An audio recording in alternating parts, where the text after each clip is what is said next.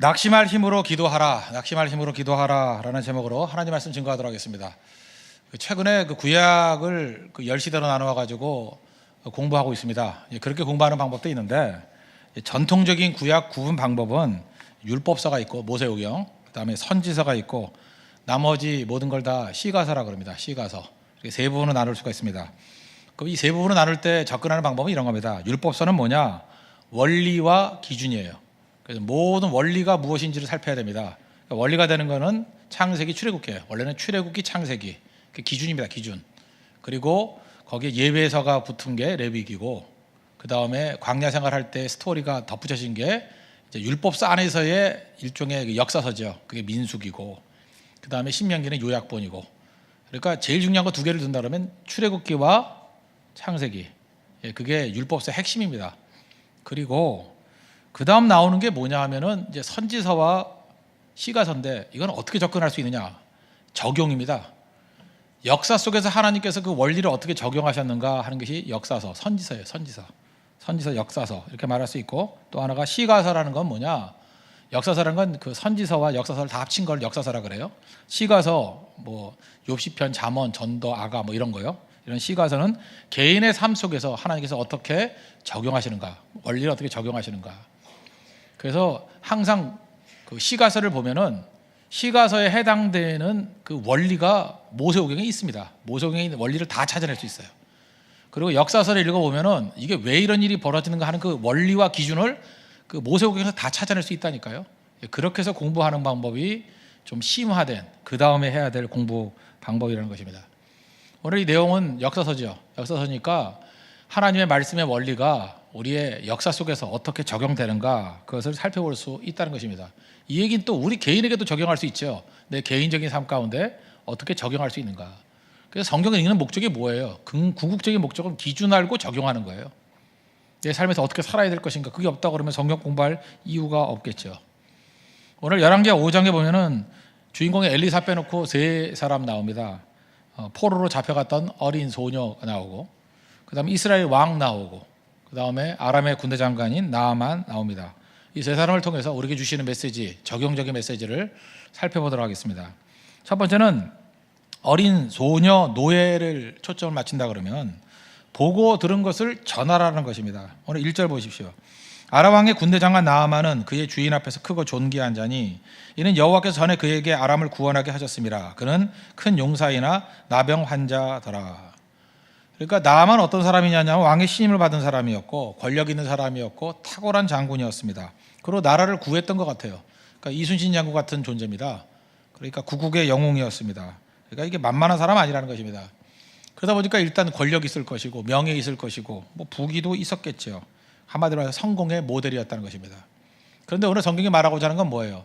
세상 사람들이 갖고자 하는 모든 걸 다 갖춘 사람이 나아만이었는데, 그러나잖아요. 그러나 그는 큰 용사이다. 그러나 나병 환자더라. 무슨 얘기입니까? 자기가 가지고 있는 모든 좋은 것들이 별 의미가 없는 것이 되더라는 거예요. 생각해보세요. 여러분들 돈 많습니다. 뭐 100억을 주는데 나병 환자 된다 할 사람 누가 있어요? 없죠? 뭐 있습니까? 왜 대답이 없어요? 없죠? 살이 썩어 들어가는데 그거 누가 하겠어요? 그거 안 하죠. 아무리 지위 높은 거, 뭐 장관, 요즘은 뭐 총리 아무나 못하죠. 청문회 통과해야 되니까. 하여튼 힘든데 대통령, 그것도 뭐 독재하는 대통령 뭐 한다고 합시다. 뭐 그런 힘을 다 준다는 거. 그래서 나병 환자라 그러면 그거 누가 하겠냐고요. 그거 무슨 얘기입니까? 세상의 모든 걸 다 갖췄다 할지라도 나병 환자라 그러면 의미가 없다, 그런 얘기입니다. 그러니까 세상에 있는 모든 걸 다 가졌다 할지라도 성경이 말하는 건 뭐예요? 생명 없으면 그건 의미가 없는 거다. 그래서 여러분들 예수를 제대로 믿으면요, 세상 사람들을 바라보는 눈이 생깁니다. 부자, 그것 때문에 흔들리지 않아요. 명예 흔들리지 않아요. 권력 흔들리지 않아요. 제일 먼저 뭘 보느냐 하면 저 안에 생명이 있는가. 생명이 있고 난 다음에 얘기입니다. 생명이 없는 사람들은 그냥 다 불쌍한 존재예요. 잃어버린 자예요. 누가 뭐 12장에 나오는 부자 얘기 나오지 않습니까? 어리석은 부자. 돈 많이 벌어가지고 창고 12줄이나 짓고 뭐 잘 먹고 잘 살겠다. 하나님 뭐라 그래요? 너 오늘 빨리 죽어. 그럼 그 재산 뭐 누구 것이 되냐?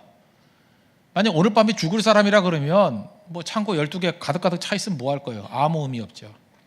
성경이 말하고자 하는 게 뭐예요? 생명부터 얻어야 된다는 거예요. 생명 없는 존재는 아무것도 아니다.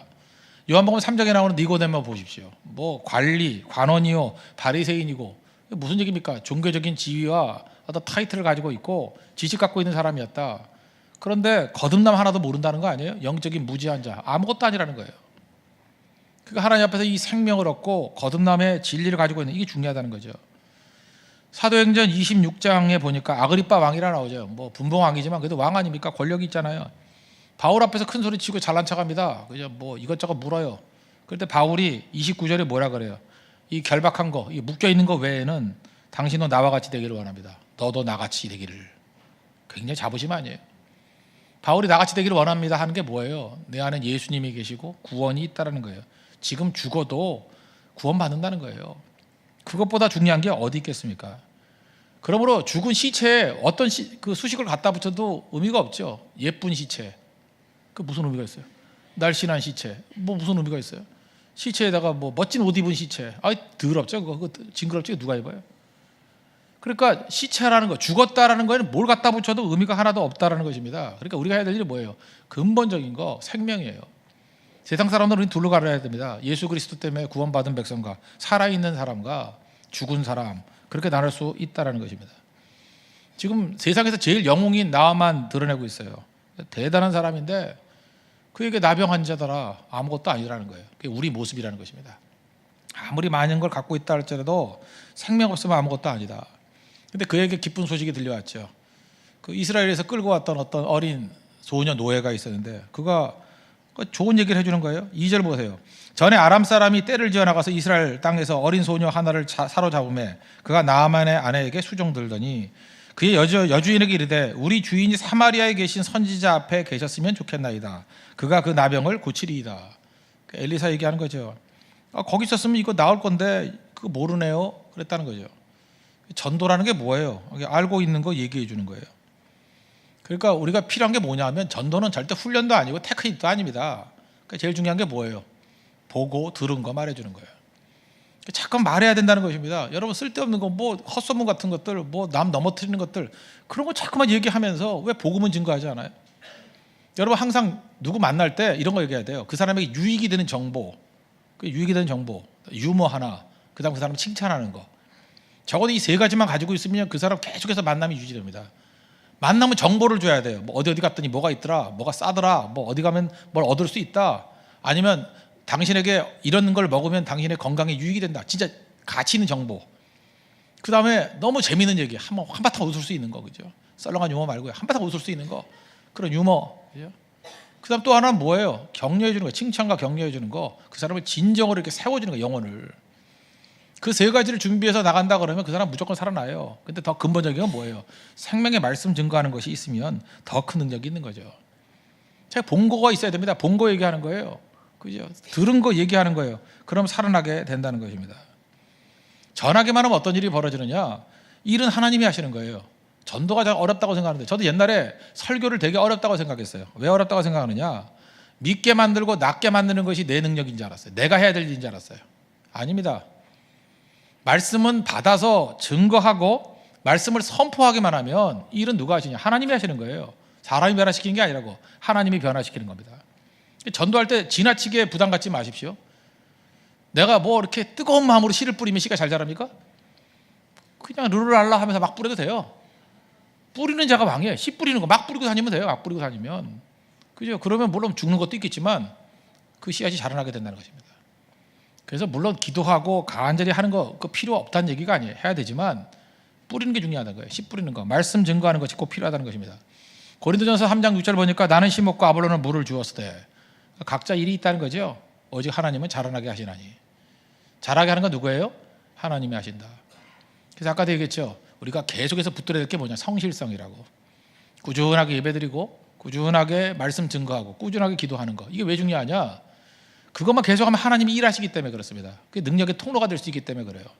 반면에 많은 사람들이 에고이스트들이 많은데, 이고이스트, 에고, 나 자신에게 매달린 사람들은 하여튼 세상에서 제일 힘든 사람이 뭐냐면 자기 기분에 따라 이러는 사람이에요. 기분 좋으면 열심히 하고 기분 나쁘면 일 안 하고. 그럼 그 기분이 중심이 되면 세상의 중심이 자기 자신 아니에요. 그게 무슨 쓰임 받겠어요? 일을 못하지 그거. 그래서 기분 좋을 때만 일하는 사람 있잖아요. 기분 나쁠 때 잠수 타고. 쓰임 받으면 안 되죠. 제가 얘기하잖아요. 왜 회사에서 세상에서 공부 잘하는 사람 원해요? 공부 잘하는 사람은요 사실은 회사에서 하는 5%밖에 필요 없어요. 그 머리 다 머리가 좋아야 되나? 머리가 너무 좋으면요 단순 작업은 못 해요. 그거 아세요? 머리가 나빠야 단순 작업하지. 여러분 단순 작업 잘하면 머리 나쁜 거예요. 똑같은 거 볼트 너트 조이고 하는 거 그 머리 좀 못해요. 그거 지겨워서 못한다고. 아무 생각이 없어야 돼. 머리가 이렇게 하얘져가지고 한지 그거 똑같은 거 하지. 그러니까 다 머리 좋아야 되는 거 아니에요. 그런데도 불구하고 회사는 될 수 있으면 공부 잘하는 사람 뽑으려고 노력을 해요. 이유가 뭐예요? 성실성이에요. 그건 사춘기 시절에 성실했다는 걸 증명하는 거예요. 적어도 기본적인 성실은 있었다. 그거 보는 거예요. 성실성을 다른 거로 증명할 수도 있어요. 그죠? 그럼 그것만 증명이 되면 그 사람 뽑아줘요. 왜냐하면 그 자리에 꾸준히 있어야 일이 되니까. 근데 우리는 어떻습니까? 자기 기분 가지고. 저도 옛날에 그랬어요. 내 기분이 하나님의 은혜인지 알았다고. 그래서 어떤 데 충만해. 그래서 충만하게 말씀을 막 증거했는데 변화가 안 돼. 저는 옛날에 뭐 그런 생각했어요. 전우사 때, 교육 전우사 때 담임 목사님이 설교를 너무 못하는 거야. 저렇게 설교 못하면 어떡하나. 나한테 한번 시켜봐. 난 다 죽여놓지. 안 시키는 거예요. 그래서 야 정말 저건 나를 시기하는 마음 때문에 안 시키는 거야. 뭐 이런 생각을 하고. 어쩌다 날 시켰는데 뭐 떠들기만 하고 듣지도 않고 그때 내가 알았어요. 아 이게 아니구나. 철저히 준비돼야 되는 거구나. 그게 아니구나. 그 다음에 또 하나 깨달았던 게 뭐냐면 이제 목회 좀 하다가 난 다음에 어떤 때는 이게 막 마음이 눌릴 때가 있습니다. 목회자라고 뭐 항상 좋은 게 아니에요. 그게 막 눌려 있고 토요일 날은 시험도 많고요. 뭐 이상한 거 많아요. 싸움도 그때 막 싸움 벌어지고 하여튼 그래요. 계속 이 기분이 울적할 때도 있고 이게 사이클을 잘못 맞을 때 있잖아요. 너무 기진맥진해가지고 일을 못할 때가 있어요. 그래서 이거 원고도 여러분 목회자가 제일 힘든 게 뭐냐면 설교 말씀이 없을 때예요. 말씀이 받은 말씀이 없는데 강대상에 올라오면 진짜 도살장에 끌려가는 뭐 소나 양 같습니다. 죽는 것 같아요. 올라오기가 싫어요. 죽고 싶어요. 근데 이 원고 아무리 원고를 봐도 이 원고를 갖고 누가 변화가 될까? 일단 내가 봐도 웃겨요. 그죠? 이거 뭐 말도 안 되는 얘기예요. 그죠? 나도 안 믿어져. 근데 올라와가지고 그 간신히 하는 거예요. 자신도 없이. 근데 그런 경험을 하나님께서 몇 번씩 주시는 것 같아요. 너무 설교 죽순 것 같은데 그 설교를 듣고 예수 믿고 변화된 사람이 나와요. 그럼 놀라는 거는 난 처음에 놀리는 건 줄 알았어요. 놀리는 거잖아. 진짜 변화가 된 거예요. 그때 깨달은 게 그거죠. 아, 변화는 하나님이 시키는 거구나. 내 기분하고 상관없구나. 그래서 이제 시간이 지나면 반대 생각을 하게 돼요. 내가 너무 자신만만할 때 오히려 두려워져요. 이건 분명히 어려워진다. 그리고 너무 연약하고 너무 안 된다 그럴 때 하나님 더 의지하면 약간 기대감이 생겨요. 오늘 무슨 일이 벌어질까? 이게 확대되면요. 선교 갈 때도 마찬가지예요. 선교팀 멤버가 너무 좋다 잠깐만 그러면요. 걱정돼요. 팀이 좋다 그러니까 능력은 없겠네. 이런 느낌이 많이 들어요. 반면에 지난번 인도 같이 뭐 정말 한심한 사람들만 모였다. 뭐 이러면 막 기대가 되는 거예요. 그죠? 뭐 이거 무슨 일이 벌어질까? 진짜 아니나 다를까 그런 일이 벌어져요. 하나님이 함께 하시는 거거든요. 도와주시거든요. 열매가 드는 거거든요. 그게 막 반복이 되면 그 다음에는 그런 거 신경 안 써요. 신경 안 쓰고 하나님께 내게 맡겨주신 거 성실하게만 전하면 변화는 하나님이 시켜주시는 것이다. 여기 이스라엘에서 잡혀온 어린 소녀 노예 뭐 자기가 변화시키려고 그랬습니까? 그냥 알고 있는 얘기 하는 거예요. 우리 주인이 나병 걸렸다네. 이스라엘에 있는 선지자 엘리사 선지자 만나면 고칠 건데 그냥 한마디 했어요. 거기에 뭐 3일 동안 금식기도 하고 그 말을 했겠습니까? 뭐 입에 힘을 줘서 엘리사를 만나야 뭐 구원 받습니다. 뭐 이랬겠어요, 그죠? 뭐 변사같이 했겠어요. 그것도 아니죠, 그냥 지나간 투로 얘기한 거 알고 있는 거. 그 엘리사 만나면 고쳤을 건데 엘리사가 기적 많이 행했는데 이러고 있지 말고 한번 갔으면 좋겠어요. 뭐 이렇게 얘기를 한 거예요. 그게 복음이라는 거예요.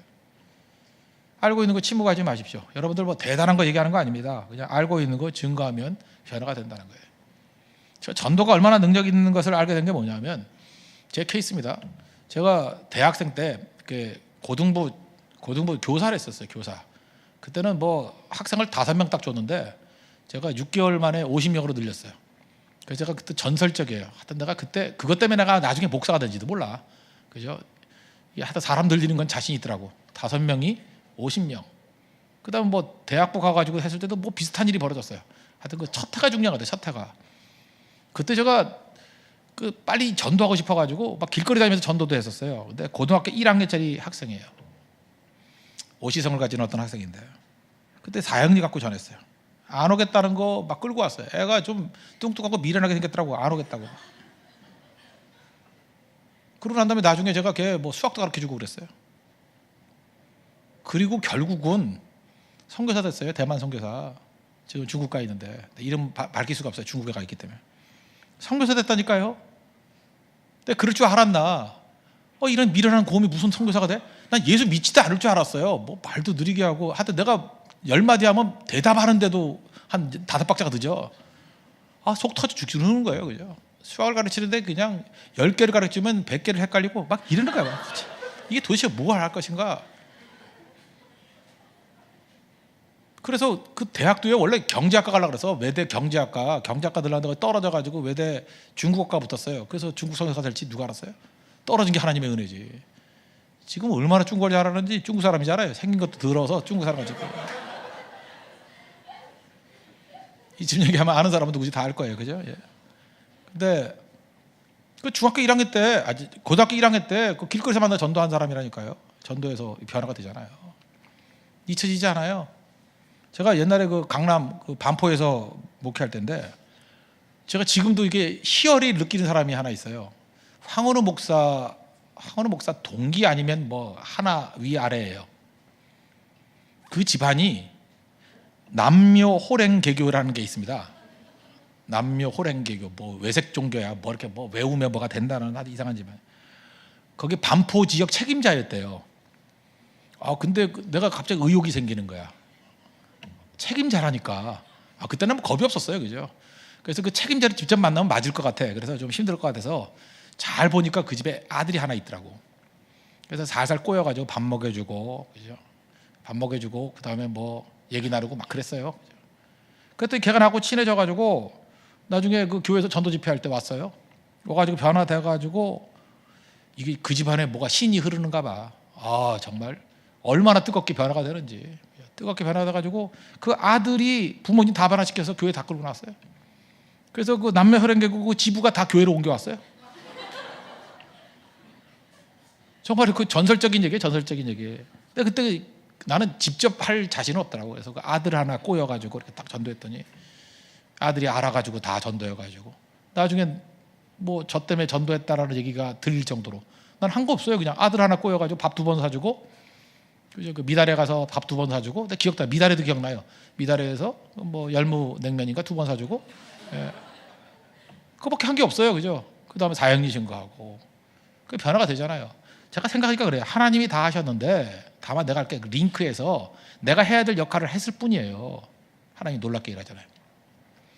이 이스라엘 포로 소녀 뭐 한 게 뭐 있어요. 그냥 사마리아 가면은 선지자 있는데 가면 나을 거다 그 한마디 있잖아요. 나머지 누가 이래요? 하나님이 일 다 하셨다는 것입니다. 그래서 세상에서 제일 악한 게 뭐냐면 보고 들은 것을 말하지 않는 자예요. 증거하십시오. 꾸준히 증거해야 돼. 꾸준히 날마다 여러분 전화 가운데 한 10통 정도는 전도 전화가 돼야 되고, 그죠? 딴 사람들 양육하는 전화가 돼야 되고 알리는 전화가 돼야 된다는 것입니다. 그럼 변화가 됩니다. 뭐 한 가지 예를 더 든다 그러면 저 옛날에 비행기 타고 많이 다녔거든요. 근데 비행기 탈 때마다 비행기 좋은 게 그거예요. 그 승무원들이 항상 있잖아요. 거기에 승무원들 앉혀놓고 부탁하고 얘기하면 거기 또 뭐 애환이 많아요. 자기들. 그래서 그때마다 전도하는데 제가 보니까 한 5명 전도하면은 1명 정도는 교회에 나오더라고. 그래서 승무원들이 굉장히 전도해서 예수 많이 믿었던 경험도 있습니다. 이제 그런 것들이 필요한 거죠. 기회가 되는 대로. 비행기에서 도망갈 데가 없잖아요. 어딜 갈 거야 지금? 그죠? 계속 만나가지고 보고 그 말씀 증거하면 되더라는 거예요. 그러니까 기회가 주어졌을 때 있는 자리에서 증거하십시오. 그게 이 이스라엘 노예 소녀의 능력이었다는 것입니다. 보고 들은 것을 전하라. 두 번째는 이스라엘 왕 얘기인데 낙심할 힘으로 기도하라는 것입니다. 이건 진짜 바보예요. 5절 6절 보세요. 아람 왕이 이르되 갈지어다 이제 내가 이스라엘 왕에게 글을 보내리라 하더라. 나만이 곧 떠날 새 은 10달란트와 금 6,000개와 의복 10벌을 가지고 가서 이스라엘 왕에게 그 글을 전하니 일렀을 때 내가 내 신하 나아만을 당신에게 보내오니 이 글이 당신에게 이르거든 당신은 그의 나병을 고쳐줘서 하였더라. 많은 선물 보내가지고 고쳐달라 그랬다는 거예요. 근데 7절에 반응이 뭐예요? 이스라엘 왕이 그걸 읽고 자기 옷을 찢으며 아까는 왜 찢어 이걸? 이러므로 이르되 내가 사람을 죽이고 살리는 하나님이냐? 그가 어찌하여 사람을 내게로 보내 그의 나병을 고치라 하느냐? 너희는 깊이 생각하고 저 왕이 틈을 타서 나와 더불어 시비하려 함인 줄 알라 하니라. 낙심해서 죽게 됐다는 거죠. 내가 어떻게 고쳐? 그러는 거죠. 바보 아니에요, 바보? 우리 가운데 많은 사람이 그래요. 하나님께서 어떤 일을 맡겨주시면 자기가 해야 되는 줄 알고 이거 어떻게 해요? 감당 못해요. 그리고 벌벌벌 떠는 사람이 있어요. 낙심하는 사람이 있어요. 또 자기 보러 하래? 할 수 있는 사람 붙여주시죠. 그게 바로 뭐예요? 엘리사잖아요. 엘리사가 일할 수 있는 거 아닙니까? 왜 이런 일이 벌어져요? 이 이스라엘 왕은 특징이 뭐냐? 하나님 바라보지 않고 자기를 바라보니까 그래요. 많은 순간 우리가 낙심하고 절망에 빠지고 우울 무대에 들어가는 이유는 뭐냐? 다 공통점이 있어요. 자기를 묵상하는 사람이에요. 자기 자신을 묵상하는 사람이에요. 나는 연약하잖아요. 나는 죄인이잖아요. 나는 부족하잖아요. 아니, 자기 바라보고 힘을 얻는 사람 누가 있겠어요? 그건 뭐 정신병자 외에는 없죠. 자기 자신 바라보면 다 낙심되고 무너지는 거죠. 그런데 눈을 들어서 하나님 바라보면 하나님이 하시는 거 아니에요. 하나님이. 여러분, 낙심에도 힘이 필요한 거 아시죠? 낙심도 아무나 하는 거 아닙니다. 진짜 힘이 없어봐요. 낙심도 못해요. 뭐가 밥 먹고 할 일 없으니까 낙심하는 거지. 뭔가 낙심도 생각해야 되잖아요. 생각할 힘이라도 남아있으니까 낙심하는 거 아니에요. 정말로 힘이 다 빠져봐요. 낙심할 힘도 없어. 그죠? 쭉 뻗어버리지. 낙심할 힘이 있으면 그 힘 가지고 기도하십시오.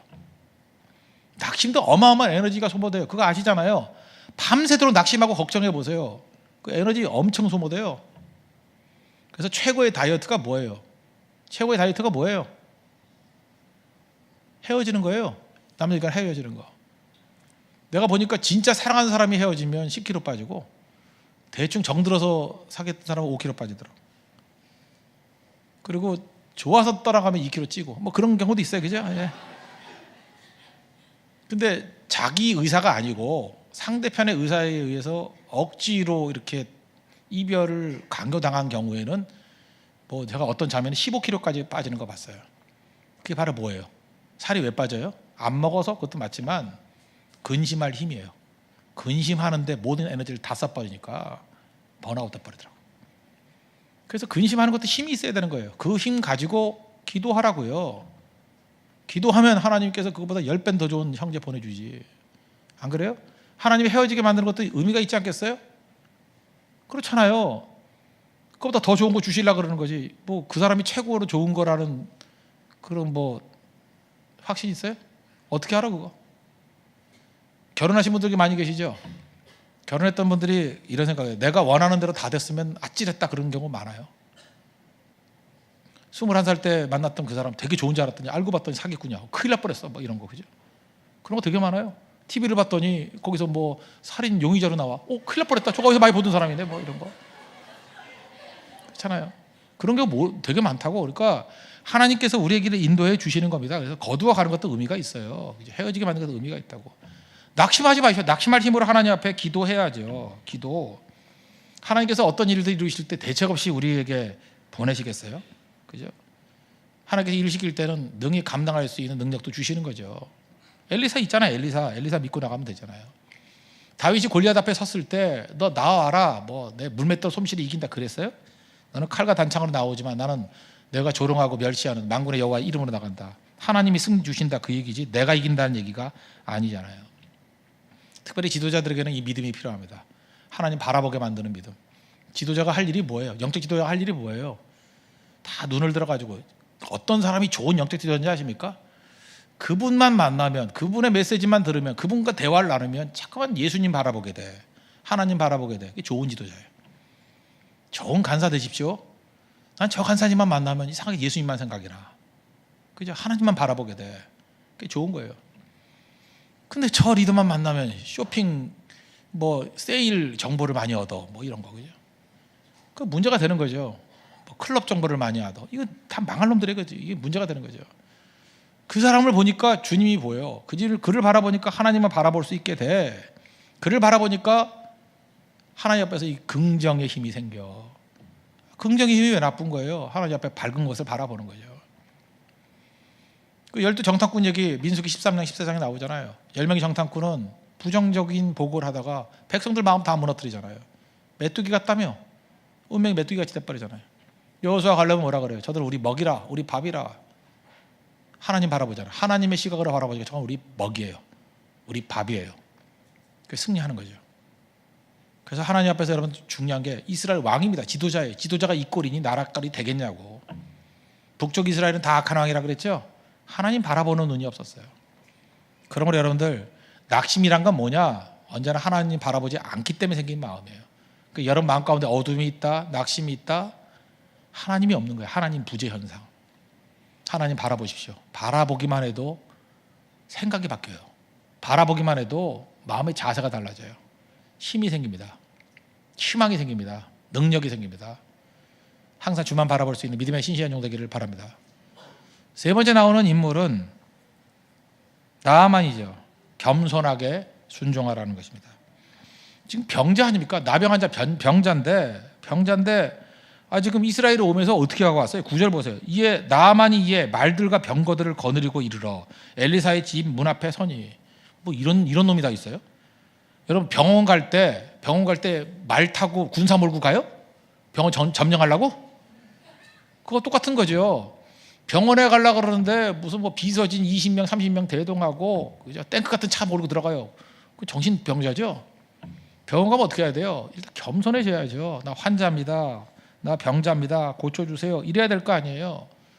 주제 파악을 못했어요. 지금 병자인 주제에 지금 개선 장군 같이 하고 가고 있잖아요. 그러고 난 다음에 엘리사가 뭐 거들떠보지 않았죠. 10절 보세요.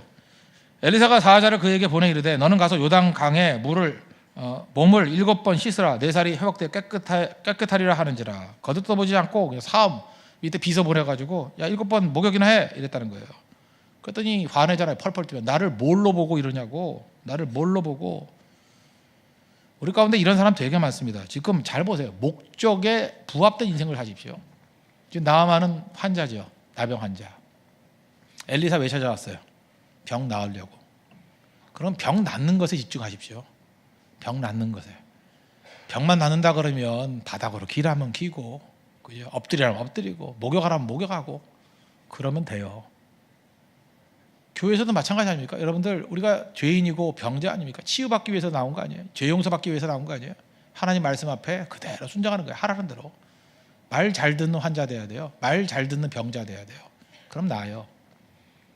그런데 하나님 말씀 앞에 순종할 생각은 안 하고 고침받아야 되는데 지금 나아만이 왜 화를 내고 있어요? 대접 못 받았다고. 나를 이렇게 대접하는 게 어딨냐고. 그러면 나아만한테 대접 잘 해주는 사람이 있다고 합시다. 오셨습니까 장군님? 여기 앉으시죠. 그 다음에 풍악을 올려라. 다 해놓고 난 다음에 그러나 나는 나병을 못 고쳐요. 그럼 좋겠어요? 뭐 때문에 여기 왔어요? 병 고치러 왔는데.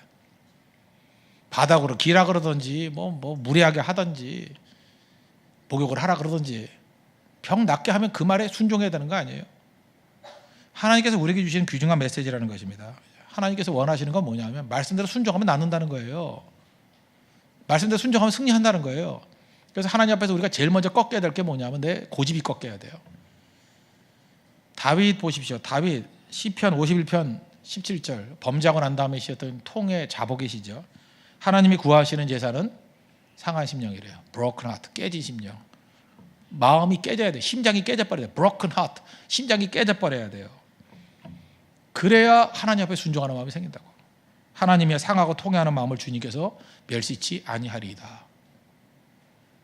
여러분 이런 생각을 하죠. 하나님 내가 주님 앞에 순종하려고 그러는데 왜 자꾸 이렇게 상처와 고난을 주십니까? 근데 문제는 뭐냐면 내 마음이 깨지지 않으면요 순종이 잘 안 돼요. 겸손함이 없으면 절대로 순종이 안 된다고. 그래서 하나님께서 우리에게 먼저 겸손하도록 꺾는 것부터 하시는 거예요.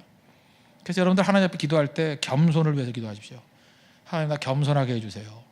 겸손에 하나님 말씀이 들려요. 오늘 오전에도 말씀드렸죠. 언제 역사가 나타나요? 말씀이 들리기 시작할 때. 안 들리다가 어느 순간 탁 들려요. 들리면 믿어져요. 그때부터 병도 치유함을 받고요. 문제가 해결되고 100배 축복받아요. 갑자기 인생이 바뀌어버려. 인생은요 이렇게 점차적으로 변화되는 거 아닙니다. 단절적으로 변화돼요. 들리고 믿어질 때예요. 그 포인트가 있습니다. 그 순간이 있어요. 그때 변화가 되는 거예요. 그러니까 마귀가 제일 좋아하는 게 뭐냐면 말씀 안 들리는 곳에 버티는 거예요. 말씀이 안 들리면 예수님 만날 기회가 아예 없는 거예요. 그러지 않아도 안 들리는데 더 안 들리니 그게 뭐 아무것도 안 되죠. 들릴 수 있는 곳에 가야 돼요. 들리면 돼요. 들리면 믿음이 생기는 그 포인트가 생긴다고. 어떤 순간이 생겨요. 그때 변화가 되는 거죠. 잘 보세요. 나만 교만한 사람이었습니다. 너 지금 나를 뭐라고 그러느냐? 그때 옆에서 도와준 사람 있죠. 아니 그거보다 어려운 일 시키면 안 했겠습니까? 왜 쉬운 일 시킨다고 안 하려고 그러세요? 이 얘기가 들렸어요, 안 들렸어요? 틀렸다고. 자, 기가 막힌 얘기 아니에요? 장군 같은 웬만한 것 같으면 뭐 이런 놈이 다 있어, 이거 뭐 몇 대 패서 보내라, 뭐 하옥하라, 뭐 이래야 될 거 아니에요? 근데 뭐가 될래니까 부하의 그 얘기가 들렸다고. 맞아, 네 말이 맞아. 어려운 일 시키면 내가 안 했겠니? 쉬운 거 하려니까 내가 지금 안 하고 이렇게 펄펄 뛰는 거구나. 그래, 그러면서 쳐다보지 마. 그러면서 옷 벗고 목욕했다고. 부끄러워. 그러면서 목욕했다고. 그랬더니 어린아이 살같이 됐대요. 이 능력이에요. 어린아이가 살같이 됐다. 여기까지 필요한 게 뭐예요? 어린아이 마음이 있어야 되는 거죠. 그죠? 그대로 순종하는 마음. 헛똑똑이 되지 마십시오. 뭐 얘기해보면은 뭐 쥐뿔도 모르면서 몇 가지 안다고 틱틱 튕기기는 하고, 그런 걸 왜 해요? 그러고 까칠하게 논다고. 그때는 이런 생각이 들죠. 하나님 좀 잘 섬긴 사람들은 알아요. 저거 몇 대 좀 더 맞아야 되겠구나. 그죠? 저거 한 2년 걸리겠네. 뭐 이런 거 있어요. 그죠? 2년 포를 만드시겠군, 하나님이. 그게 느껴져요. 그죠? 붉기가 덜 빠졌네. 건오징어 달라면 한 2년 걸리겠네. 뭐. 이제 롤러를 미실까? 이게 느껴져요. 근데 납작하게 엎드려가지고 이미 하나님 말씀만 하십시오. 내가 그 말씀대로 순종하겠습니다 하는 어린아이 마음이 있으면 어린아이 살같이 돼요. 주님이 주신 능력이라는 거예요. 그럼 우리 하나님 앞에서 제일 중요한 게 뭐예요? 겸손과 순종. 젊었을 때 제일 하기 힘든 게 이겁니다. 젊었을 때 겸손하기 진짜 힘들어요. 젊었을 때 힘이 있거든. 자기 진짜도 아닌데 괜히 묘한 힘이 있어요. 그냥 할 것 같고, 그게 꺾이는 순간 너 복이에요. 그걸 순종하는 거, 말씀대로 순종하는 거, 그게 능력입니다. 여러분, 제가 이렇게 말하는 건 너무 이상하다고 얘기하지 마십시오. 지각하는 사람들의 마음 가운데는요, 뿔이 하나씩 있는 거예요. 내가 미쳤다고 일찍 가냐? 대충 가서 볼 거야. 근데 진짜 겸손과 꺾임이 되면요, 다른 사람들이 우습게 본다라는 것을 의식하지 않아요. 한 20분 전에 와가지고 묵상하고 있어요. 그 사람들이 볼 때 그렇게 느낀다고. 처음에는 저거 할 일 없는 사람 같이 보여. 왜 일찍 와서 저러고 있지? 그런 것들을 다 수용할 수 있어요. 그래서 일찍 와야 되는 거예요. 겸손해지는 건 딴 거 없어요. 일찍 와서 엎드리는 거예요. 일찍 와서. 또 여러분 그런 사람 있죠. 맨 앞에는 저거 스토커들이나 광신놀이나 앞에 앉는 거야, 뭐 이런 거. 그 뒤에서 욕하는 사람들 있죠. 한번 앞에 나와 보세요. 여러분이 스토커 되시고 여러분들이 광신도 한번 해보십시오. 그럼 되게 겸손해져요. 그죠? 뒤에서 또 자기를 욕하는 사람이 있다고요. 나도 그랬었지. 그러면서 그런 경험에서 꺾이고 난 다음에 다시 뒤로 가십시오. 그런 거 의미가 있어요. 겸손과 순종, 여기에 기적이 나타나기 시작한다는 것입니다. 말씀의 결론 맺겠습니다. 오늘 이 스토리 가운데 3명의 등장인물, 역사 속에서 나오는 적용이라 그랬죠. 우리가 다 적용할 수 있습니다. 기분 갖고 일하지 마십시오. 성실성 가지고 일하십시오. 보고 들은 것을 꾸준하게 말하면 생명의 역사가 나타납니다. 우리 포로 소녀와 같이 주님의 능력의 통로가 되는 하나님의 거룩한 종 되기를 바랍니다. 이스라엘 왕 바보입니다. 왜 낙심하래요? 그 낙심함을 가지고 기도하면 승리했습니다. 내가 하는 게 아니잖아요. 하나님이 일하시는 겁니다. 하나님께 순종하는 믿음의 종 되기를 바랍니다. 나만 환자 같지 않습니다. 주제 파악을 못해요. 겸손해지십시오. 겸손해야 순종이 가능합니다. 그럼 기적을 맛보게 될 것입니다. 우리 삶 속에서 이런 100배 기적을 맛보는 은혜의 역사 있기를 축원합니다. 기도하겠습니다. 이 말씀 듣고 다 같이 하나님 앞에 간구하도록 하겠습니다. 기도하겠습니다.